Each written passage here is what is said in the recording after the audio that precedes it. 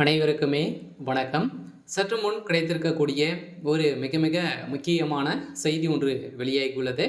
சற்று முன் ஸ்டாலின் பதவி விலகல், திமுக கடும் அதிர்ச்சி, இது மாதிரி வந்து பார்த்தீங்கன்னா செய்திகள் வந்து வெளியாக இருக்கு.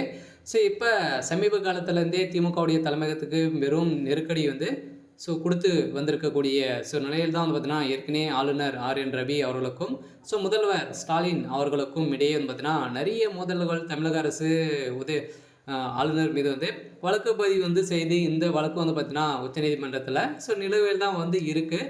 இந்த வழக்கின் அடிப்படையில் ஆளுநர் ஆர்.என்.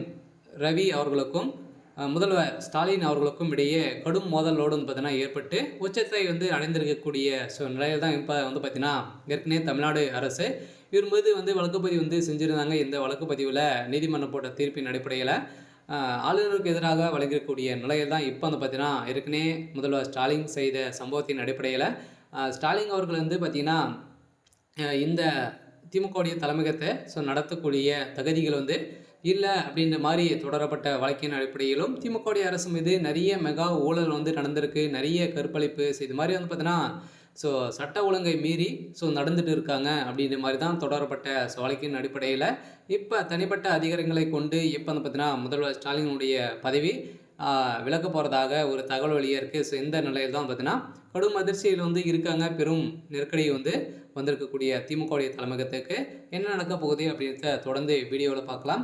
அதுக்கு முன்னாடி நம்ம சேனலுக்கு வந்து இப்போ தான் நீங்கள் முதல் முறையாக வந்திருக்கீங்க அப்படின்னா மறக்காமல் நம்மளுடைய சேனலை சப்ஸ்கிரைப் பண்ணி சப்போர்ட் பண்ணுங்கள். வாங்க வீடியோக்குள்ளே போகலாம்.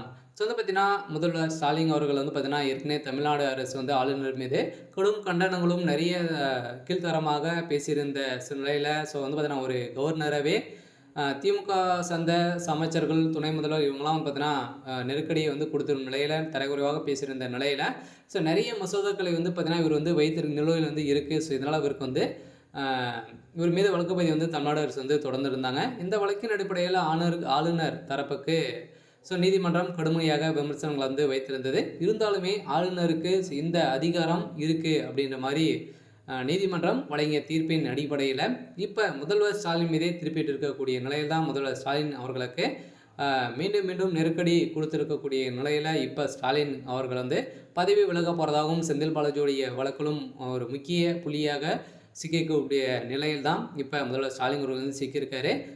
செந்தில் பாலாஜியுடைய கேரட் அப்படின்னு வந்து பார்த்தீங்கன்னா முதல்வர் ஸ்டாலினுடைய தலைக்கு தான் டார்கெட் வச்சுருக்காரு.